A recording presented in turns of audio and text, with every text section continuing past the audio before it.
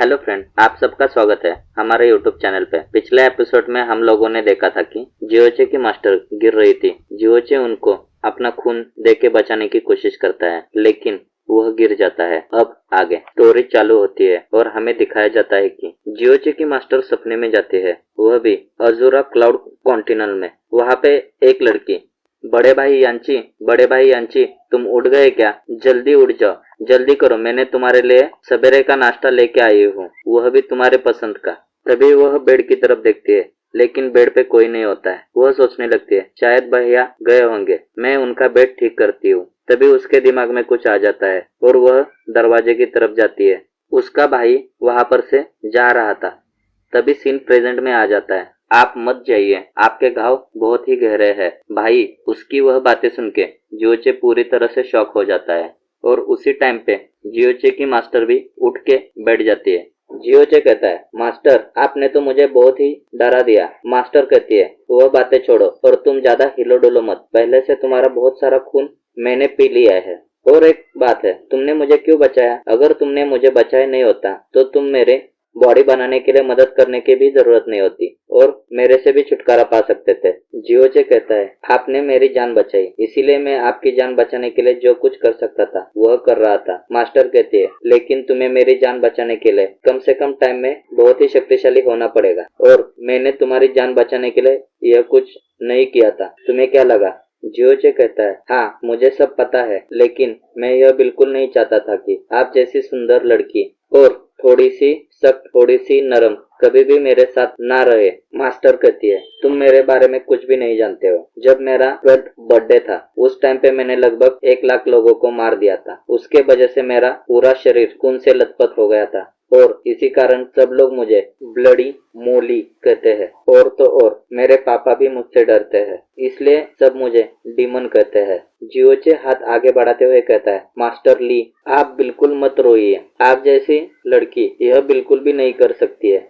मुझे आपके ऊपर पूरा भरोसा है। आप जैसी लड़की इस तरह का डीमन बिल्कुल भी नहीं बन सकती है। आप अगर ऐसी ही होती तो आपने मुझे आपका डिसेबल नहीं बनाया होता। आप क्यों एक छोटी बच्ची की तरह रो रही हो? मास्टर जोर जोर से रोते हुए कहते हैं, तुमने मुझे बचाया और बचाते टाइम पे मेरे को बहुत बार किस भी किया। तुम मास्टर को इस तरह से बुली कैसे कर सकते हो? जियोचे सोचने लगता है, हम दोनों ने तो एक दूसरे की हेल्प करनी चाहिए थी। अगर मैं मेरी पिछली जिंदगी में लगभग 7 मिलियन आदमियों को एक ही दिन में मार दिया था तो मैं आपसे ही बड़ा डेविल हूँ। मुझे नहीं लगता है कि। तभी जियोचे की मास्टर का रोना सुन के जियोचे कहता है, मास्टर आप बिल्कुल भी मत रोइए। तभी मास्टर रोना बंद करके खांसने लगती है और कहती है, अगले 3 महीने तक तुम किसी भी डेंजर सिचुएशन में मत फंसना। अगर तुम फंस गए तो मैं अपनी पावर का यूटिलाइज नहीं कर सकती हूँ और तुम्हें बचा भी नहीं सकती हूँ। मैंने ऐसा किया भी तो तुम अपने शरीर का पूरा खून देख के भी मुझे बिल्कुल भी नहीं बचा सकते हो। जियोचे कहता है, हाँ मास्टर मैं उसका ध्यान रखूंगा। मास्टर कहती है, ठीक है, ज्यादा मस्का लगाने की जरूरत नहीं है।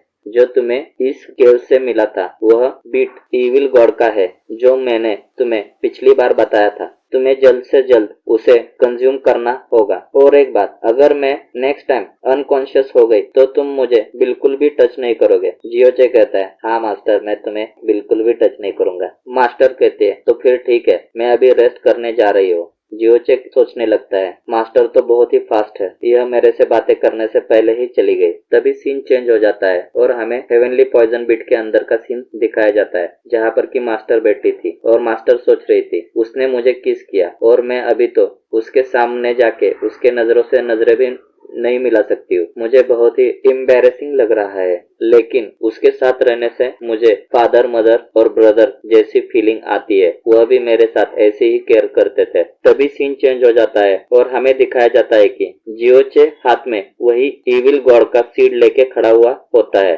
और इधर उधर देख रहा होता है। देखने के बाद वह उसे तुरंत खा लेता है। जैसे ही वह खा लेता है वैसे ही उसकी पूरी बॉडी से बहुत ही ज्यादा एनर्जी निकलने लगती है। मास्टर कहती है, इसने अभी तक एक बीट तो पा लिया है, यह बहुत ही लकी है, शायद वह बचे हुए 5 बीट को भी पा सकता है। तभी बाहर जियोचे कह रहा होता है, मैं अभी ब्रेक थ्रू जरूर करूंगा और अपनी एनर्जी बढ़ाने लगता है। ऐसे करते हुए उसकी लेवल बढ़ने लगती है, 9, 10, 11, 12 और जियोचे अपनी हाथ की तरफ देख के सोचने लगता है, मेरे को इतने ब्रेक थ्रू करने के लिए 3 साल लगे होते, अगर मैंने प्रैक्टिस की होती तो यह बहुत ही आसानी से होगा, शायद यह उस बिट के कारण होगा। तभी जियोचे को अंदर कुछ महसूस होने लगता है और वह देखता है कि उसके हाथ पे फायर आ रहा है। उस फायर को देख के जियोचे कहता है, यह तो मिस्टिक फायर है, वह भी बेसिक लेवल की, लेकिन यह कहाँ पर से आ रही है? तभी मास्टर कहती है, यह सब कुछ उस इविल गॉड के सीड के कारण हो रहा है, उसके वजह से तुम्हारे मेरिडेंट की ताकत भी बढ़ रही है, यह तुम्हारे लिए बोनस की तरह काम करेगा। इविल गॉड ने अपने पीछे जो सीड छोड़े थे उसमें उसकी थोड़ी बहुत पावर है, जब तक तुम्हारे पास जो सीड है तब तक तुम्हें उस तरह के कोई भी अटैक का तुम पे कोई भी असर नहीं होगा और इसके साथ साथ में ही तुम्हारी शक्तियां ही बढ़ती रहेंगी। इसी के साथ यह एपिसोड यहाँ पे ख़त्म हो जाता है। अगर आपको हमारा एक्सप्लेनेशन अच्छा लगे तो चैनल को लाइक करें, सब्सक्राइब करें। Thank you for watching this video.